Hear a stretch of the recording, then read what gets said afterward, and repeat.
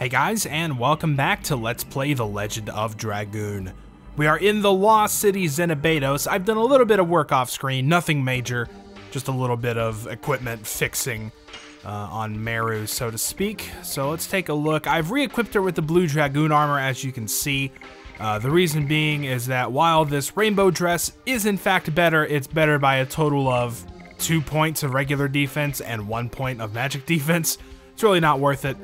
When you consider the fact that the blue Dragoon armor completely nullifies damage from water attacks. So I think that little added benefit is probably worth an extra 1 or 2 points of defense, don't you think? And I've also got her a legend cask, as you can see. No, I did not take any off of Haschel or Albert. Dart, sorry. All three of us actually have legend casks. Now, I went back and just sold a bunch of old stuff. You may have noticed that it took me a lot less time to get down to the bottom of this menu.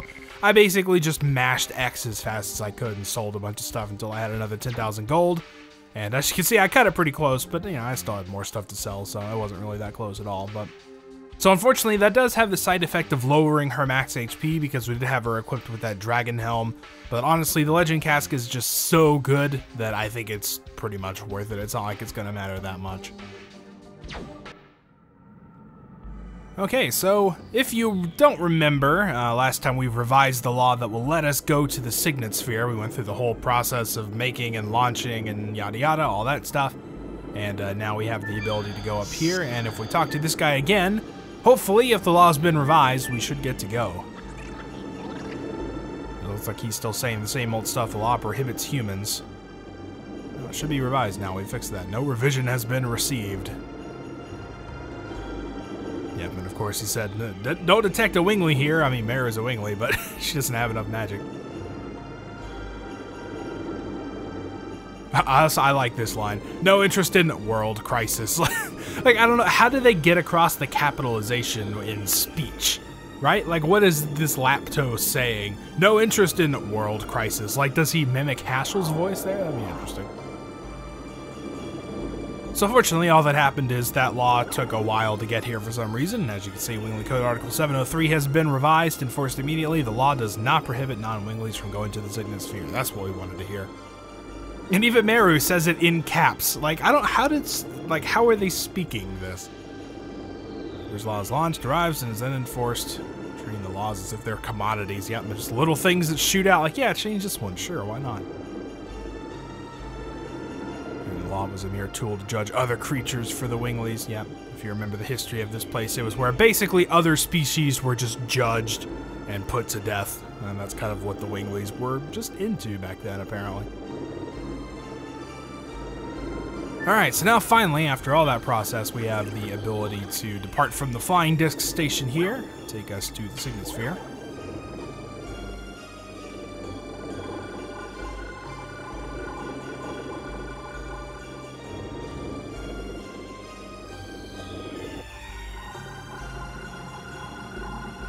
And we can see an area we haven't quite been to yet. It looks like it's kind of underneath everything. This is a pretty cool little area. Signet Sphere should be in here. Yep, that's what I said. Don't spin around like that, it's kind of creepy. Oh, it's going real fast. Yeah, that's us. Confirmed accused. That doesn't sound good. You're at the flying disc station for the Great Court. Like, no, I asked you a question. Alright, so obviously some stuff's gonna happen. You didn't think we'd just get out of this place without a boss fight or anything, right? So before we actually head up in here, I want to do just a little switch. We're going to take Haschel and we're going to give him... Here we go, this talisman avoids instant death. As you may have guessed, there's an instant death mechanic in this fight, so we'll do our best to mitigate it with Haschel there.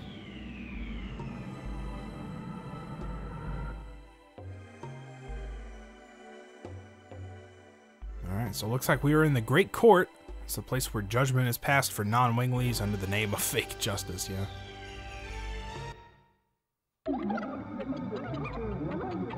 Hey, wait a minute, I never even got a trial. I don't think they follow the Constitution in this place. So this is Nomos the Justice. Just a very small thing, but if you remember back when we went to, was it Fort Magrad, that optional place back in the snowy area? The person that wrote the edict declaring that nobody could set foot inside was Nomos of Xenobados. So it was actually the same guy. And yep, that's us. Looks like they know us somehow. Trying to intervene. The will of the creator, so uh-oh, that doesn't sound good. It's not working. This thing's busted. Oh, the death penalty. Well, of course, why not? So the winged executioners, Vector, Celibus, and Kubala. Let's start the execution. Let's you know it's gonna be their execution. Let's do this.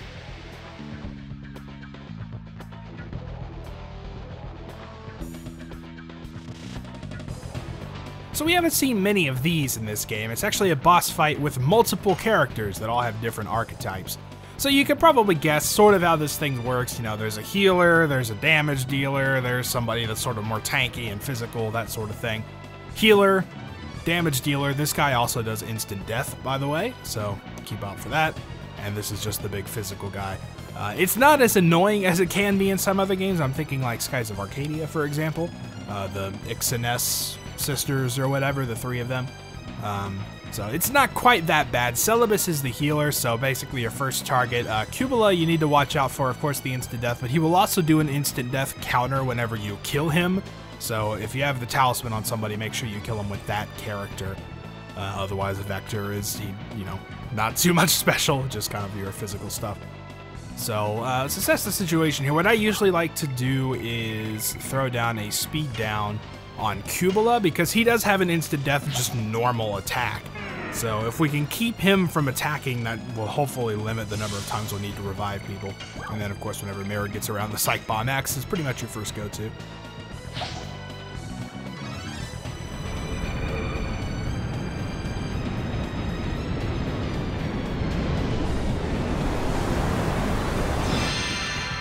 And it's going to do a whole bunch of damage. It's great when there are multiple enemies, because in total that was like over 5,000 damage she just did on her turn. Yeah, and for some reason she likes to do this. Oh, I guess that is... Oh, that's petrification, isn't it? Look at that. I've actually never seen this work before. I've seen her do it and then just nothing happens, and I was kind of confused. But I guess that's petrification. A little weird. It doesn't turn them to stone. It just like puts a big stone over them. So thankfully I've saved those Depetrifiers that I've had for who knows how long. I guess we can just throw that out. She's petrified. Because I don't think that gets healed by body purifiers. If I'm not mistaken, you actually need a Depetrifier to take care of that. So, yeah, physical attack. Looks painful, but nothing to write home about. Alright, so it looks like he's not doing his instant death attack, which is good. I kind of like this attack. Oh man, it's some weird gremlin thing. And he shoots bubbles at us. Not very threatening. He pretty much has that and then his instant death attack. That's kind of like the only two things he ever does. So first off, we're going to take care of Celibus, so let's just attack her a few times. As you can see, they are also all in the yellow. So that Psych Bomb X really did a number on him. If we can take out Celibus before she can heal everybody, that would be nice. Though it doesn't look like that's the case.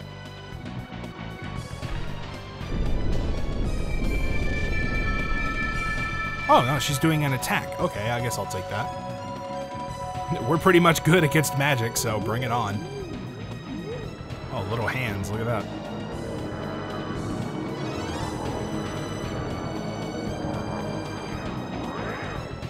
I don't know that I've ever seen that attack. That was kind of wild.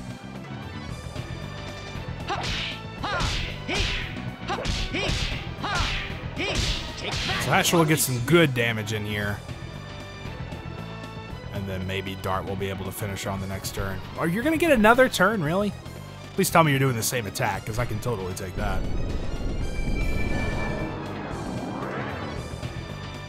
So Legend Cask's doing some work there. Alright, she's red. And we missed, of course. Because why not? Alright, well, thankfully normal attacks. Thankfully she's deciding not to heal. The thing with Celibus is I believe she can heal the other party members, but not herself. So, you know, maybe that's a little bit of a saving grace, although it heals for quite a lot. If I'm not mistaken, it's like over like 1,500 or something like that. It's a pretty big number. So it'll really make the battle take longer if she gets to do that. I've never seen her get this many turns before. But thankfully she's just doing this attack over and over and not healing anybody, so I guess I'll take it.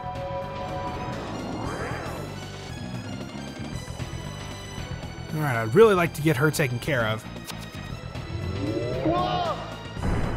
Oh yeah, I forgot she can also do that. There's a lot of weird things that can happen in this battle that I've just completely forgotten about. So I guess Vector is big and strong now.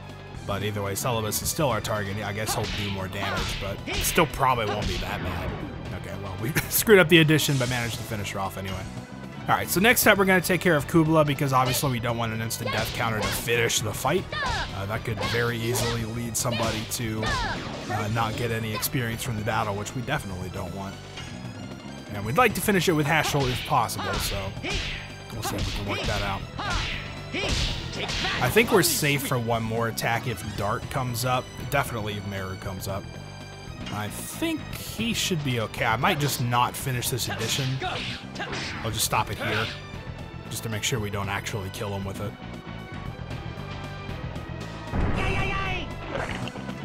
Oh my god, did he just eat Hashel? Hey, that's not cool, man. He can't eat him. Oh, he's also hurting real bad, apparently.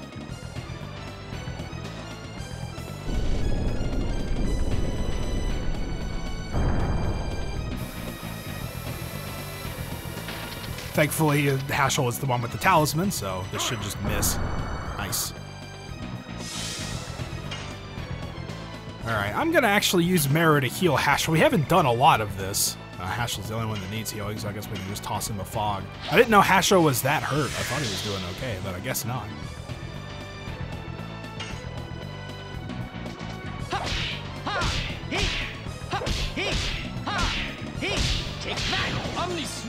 Alright, hopefully this will finish him off so we can just stop worrying about him. If he does an instant death attack, that means we definitely, yeah, I'm pretty sure we got him.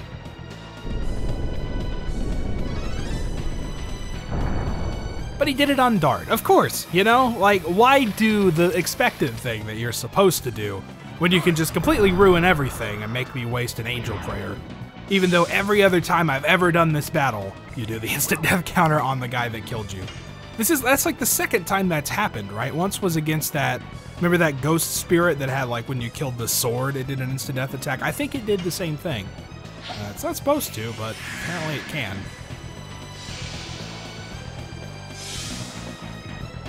Alright, so I guess we can start hitting on the big guy now. You can't even see, I don't know if we can, there's a way to change the camera, I don't even remember what button that is. Maybe you can't do it in this, there it is. Okay, so yeah, still in the yellow, he doesn't get more health or anything.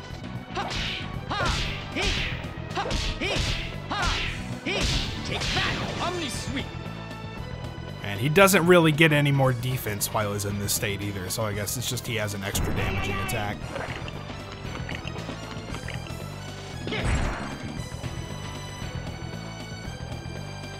And Dart's hurting a bit, but he'll be okay. He could survive another one of those if need be.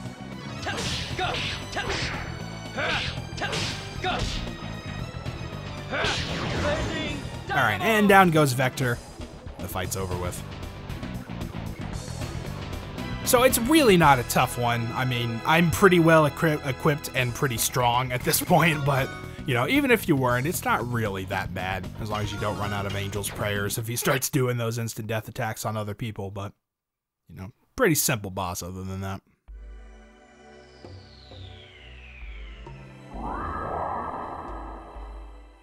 Alright, and Nomos bugs out, and now the Signet Sphere is over there. So, before we go any further, this isn't important immediately, but I would like to re-equip Hashel with his Giganto ring while I'm thinking of it, so I don't forget later.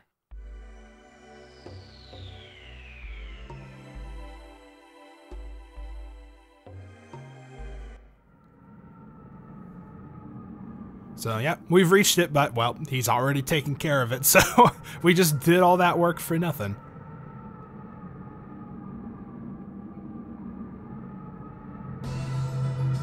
Oh, so it's how on earth did he get here? And then, oh, yeah, well, now he can fly. You know, sure, why not?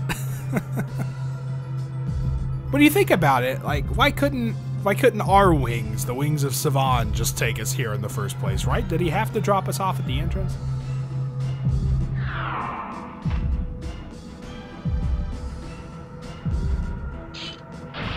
Oh, well, that didn't go well.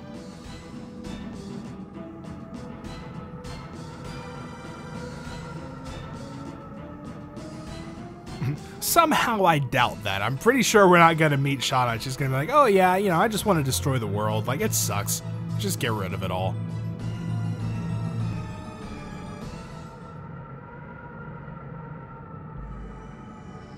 Yeah, so unfortunately, all of this is just completely a waste. And our next stop is going to be the Death City Mayfill. And that's it. No big cinematic or anything. Just, all right, walk back out and go back to the other place. Now, the thing that does suck about Xenobados is, you know, I have patience for doing this whole process. We're going to do a fight here, actually. This doesn't happen often. I have patience to go through the whole process to change the law to get us to the Signet Sphere. It's kind of cool, actually. You know, I dig it quite a bit, but the thing about Xenobados is that we're actually going to have to do it again in order to get out. We'll see in a little bit. We got some enemies here, Death Purger, and literally just a living guillotine. But we're not going to deal with these guys because we can just use a Psych Bomb X, and that will take care of everything.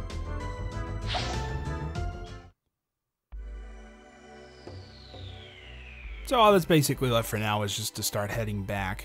It's not too far, thankfully. There's a lot of teleporting places, so it's pretty quick to get back from the beginning. Let's go to the teleport device. Thankfully, this laptop doesn't care that we just killed their executioners. It's just going on manning the transport station like always.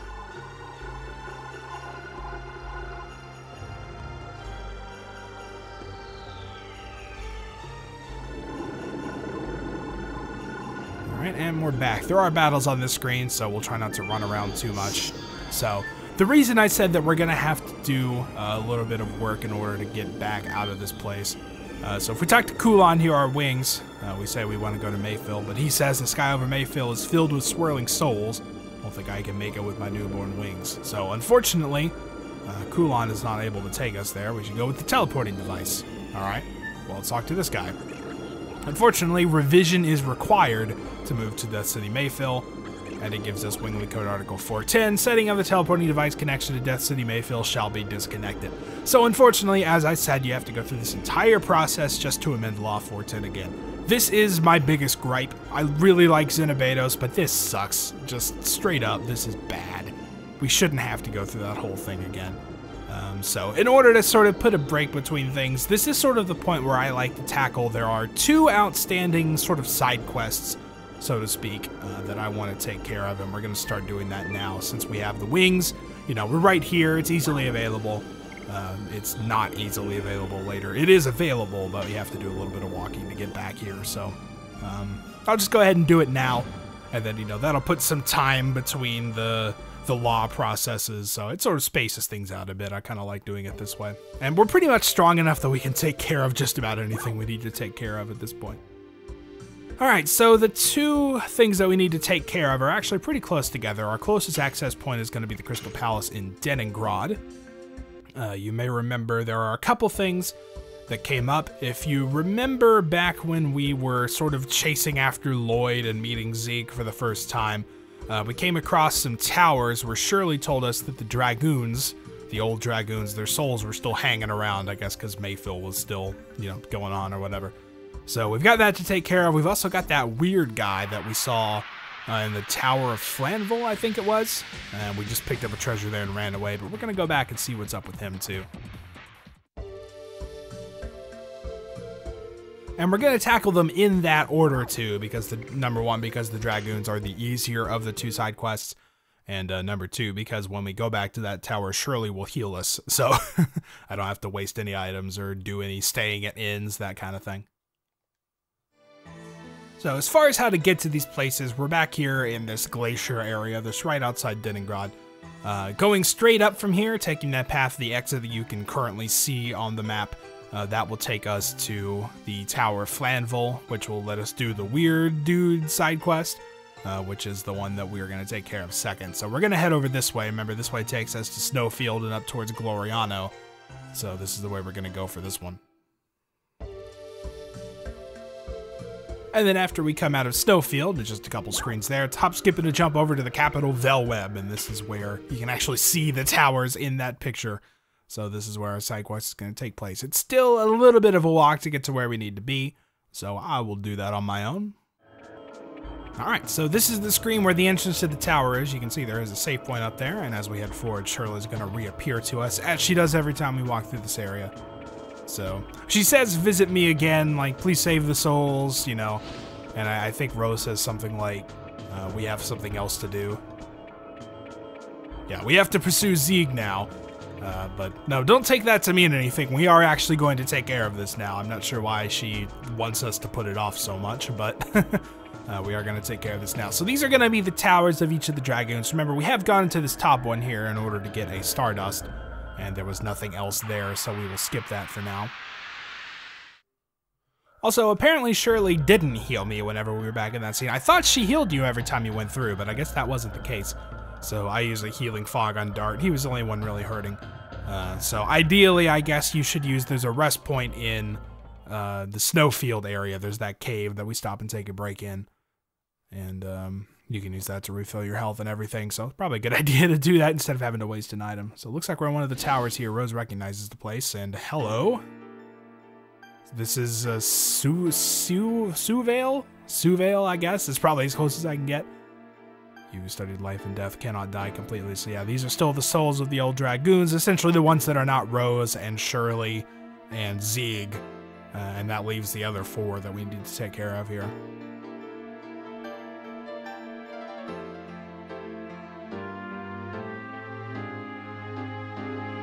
So this is kind of a neat thing because like Rose gets to sort of, you know, catch up with, quote unquote, the old Dragoon buddies.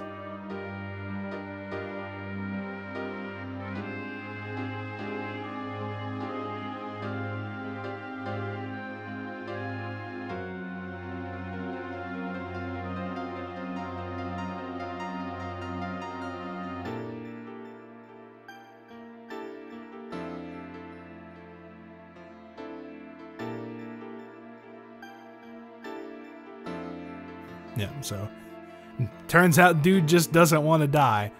He doesn't want to go to a world with nothing spread out on the tip of darkness. Yeah, I'd imagine.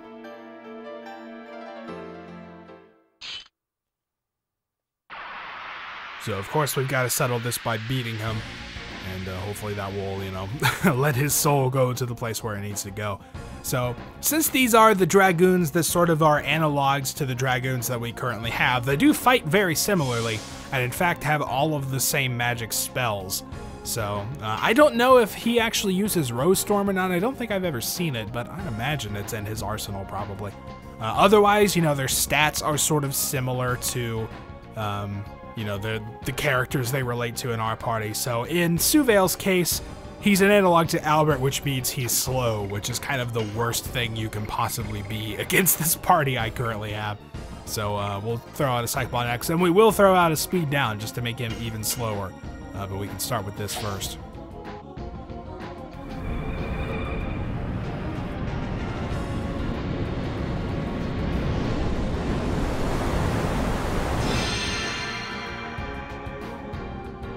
So unfortunately for him, he's slow and somewhat weak to magic, so. Alright, so he's going to start using Dragoon magic here. This is also a good chance to see things that maybe I haven't used. Gas Bliss! So this is Gas Bliss, single target, I think? Yeah, he's going to use it on Heschel. But again, if you have Legend Casks here, this sort of makes this a little bit trivial. That's still decent damage, but you know, we're pretty well protected against this stuff, so it's not like he's in any danger. Like, you know, 300 damage when you have 2200 health is not really a big deal. Alright, so let's throw out a Speed Down here, and this will let him get even fewer turns. And then we can basically just go to town on him. I'm not really going to bother with transforming into Dragoons and doing magic and all that stuff just yet.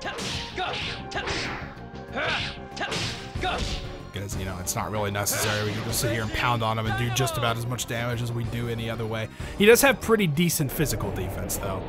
And he does still have Dragoon attacks, which he will, of course, always get perfect. I don't know how you manage it, but you gotta get at the spinny circle thing, I guess. So it's gonna do some decent damage to Meru. Oh, wow. Okay, it'll nearly kill Meru. Well, I wasn't quite expecting that. Well, I guess we can use a healing fog. I mean, I don't know. He probably won't do that super often, so. Okay, he's getting a lot of turns. I guess he's not as slow as I thought he was. Wing blaster.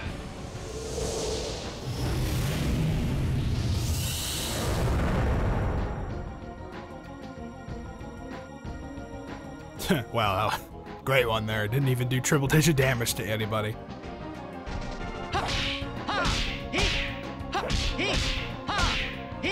Take that, Omni Sweep. Alright, so that's pretty good. Hashel's doing some work for us there.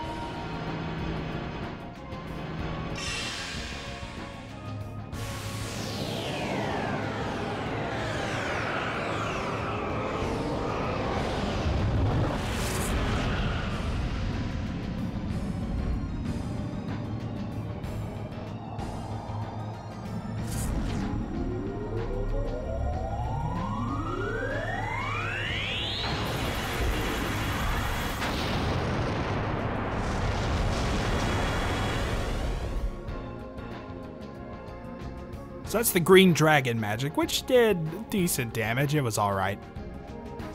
But, you know, like I said, this is a good chance to see those spells that I never really got around to using, so.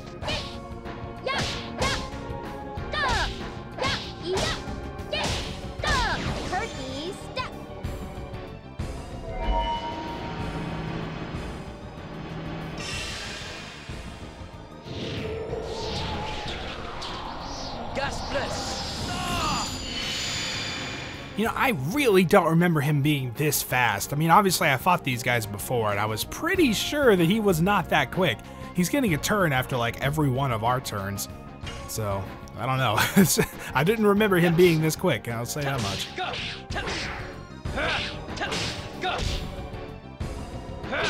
Blazing Dynamo!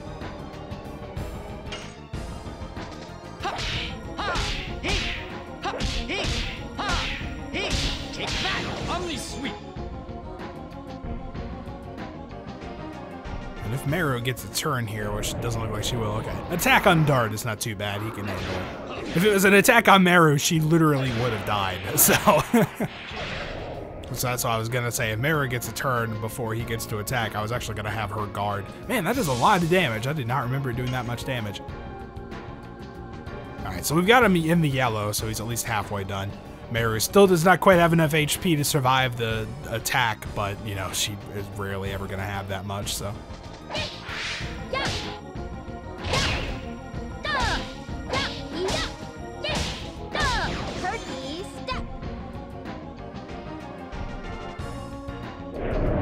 Okay, well, Meru is down, I believe. That will do just enough to kill her, if I'm not mistaken.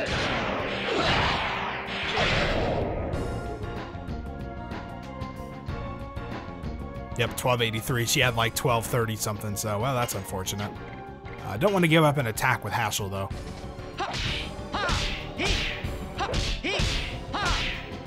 Take that, Omni Sweep. Alright, so we'll use Angel's Prayer with Dart here. And hopefully she doesn't just immediately die again. So I guess I'm just going to have her guarding. It's not like she gives us that much damage. So maybe I could just have her stick around to heal whenever she can.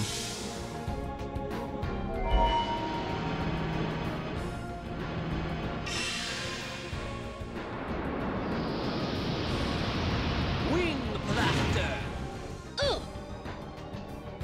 Nice, 3 misses. She even did the blocking animation, but it missed. So I don't know. You didn't really need to block it there.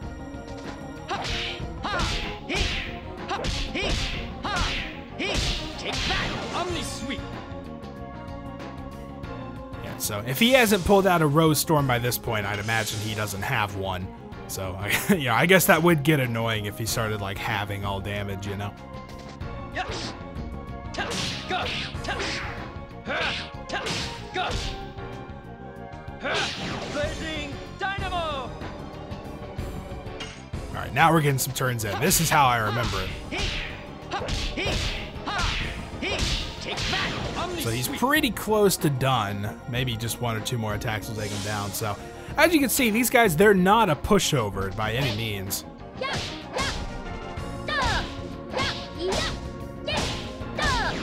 You know, he was a little quick there and got us down a little bit, you know, got Meru especially. He's gonna do it again too. I think we should be able to finish him before he can actually do enough damage to kill her though. The problem is I do still need to heal her at some point.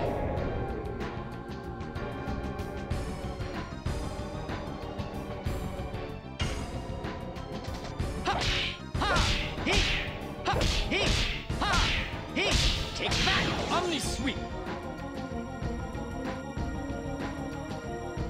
Okay, yep, down he goes. I was getting a little worried there. I'm like, please don't attack again. I don't want to have to revive Meru again.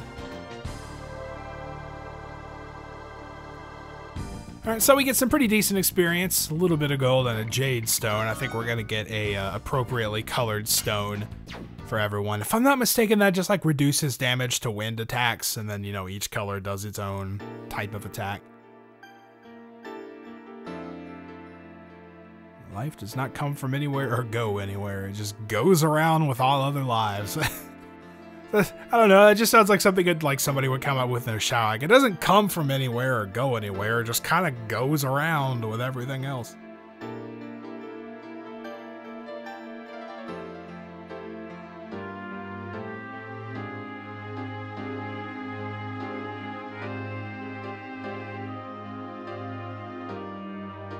So Rose has to kind of console him a little bit. He gets to make his own choice where he wants to go now.